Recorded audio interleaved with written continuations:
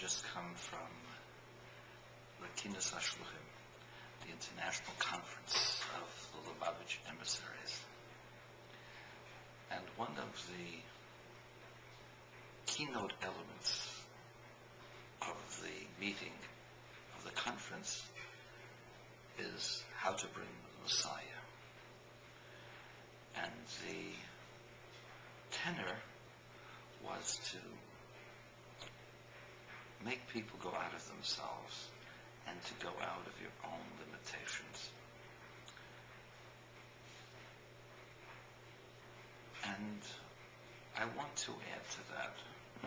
You see, I don't get touched by the same things that other people do. I march to my own drumbeat.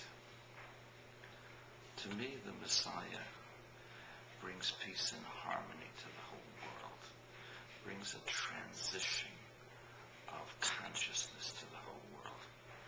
And it's just not enough just to do kindness. Kindness is the beginning of the process of allowing the Messiah to come. We must also use the faculties that God has given us. And one of those faculties is not the imagination, but the power to see beyond the obvious. We have to go back in time to what is called the Big Bang. And you have to imagine what that means. There is no space. There is no change. There's a dot. And the dot explodes. And from the dot, you get all of the material, all of the forces, all of the energies of all the stars and the galaxies, the clusters of galaxies. Do you realize how many trillions of stars there are in this universe? How vast the universe is. It just boggles the mind.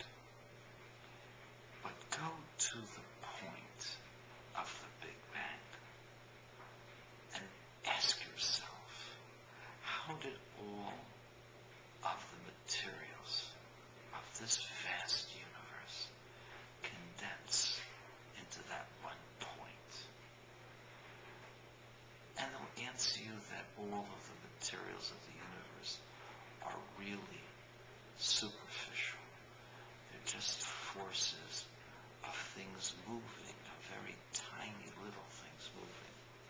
But if you added up all the tiny little things that exist in all of the universe, it boggles the mind that it could all fit in the dot of an eye. And therefore, what I am saying to you is understand that the dot of the eye of the Big Bang was not a physical entity, but rather it was the thought of God. God's seminal concept of existence, making it possible for existence to be. And from that seminal thought, that seminal awareness, exploded the existence of all that we see.